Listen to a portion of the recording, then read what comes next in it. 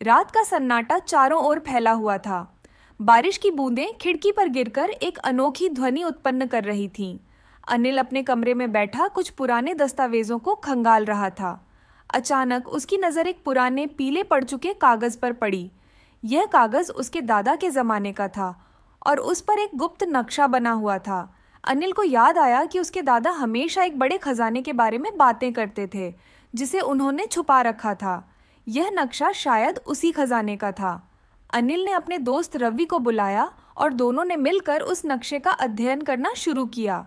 नक्शे के अनुसार खजाना उनके पुराने गांव में स्थित था। अनिल और रवि ने तुरंत गांव जाने का निर्णय लिया। गांव पहुंचने पर वे उस पुराने हवेली में गए जहां अनिल के दादा रहते थे। हवेली अब खंडहर बन चुकी थी, लेकिन नक्शे के अनुसार खजाना हवेली के नीचे था। अचानक हवेली के एक कोने से एक छिपी हुई सीढ़ी मिली।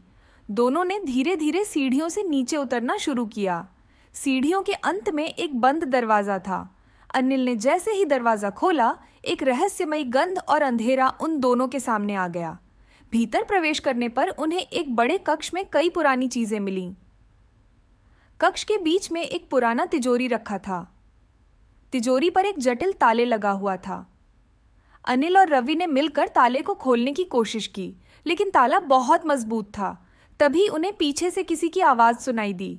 वे पीछे मुड़े तो देखा कि एक बूढ़ा व्यक्ति खड़ा था, जो अनिल के दादा के पुराने सेवक जैसा दिख रहा था। उस व्यक्ति ने कहा, तुम्हें यहां नहीं आना चाहिए था। ये खजाना श्रापित है। जिसने भी इसे पाने की कोशिश की है, उसकी मृत्यु निश्चित है। अनिल और रवि ने डरते हुए व्यक्ति से पूछा, क्या हम इस श्राप से बच सकते हैं? व्यक्ति ने कहा, हाँ, लेकिन इसके लिए तुम्हें खजाने को हमेशा के लिए वहीं छोड़ना होगा जहां यह है। अनिल और रवि ने निर्णय लिया कि वे खजाने को वहीं छोड़ देंगे और किसी को इसके बारे में नहीं बताएंगे। वे वापस घर लौट आए, लेकिन उस रात की घटना ने उनके जीवन को हमेशा के लिए बदल दिया।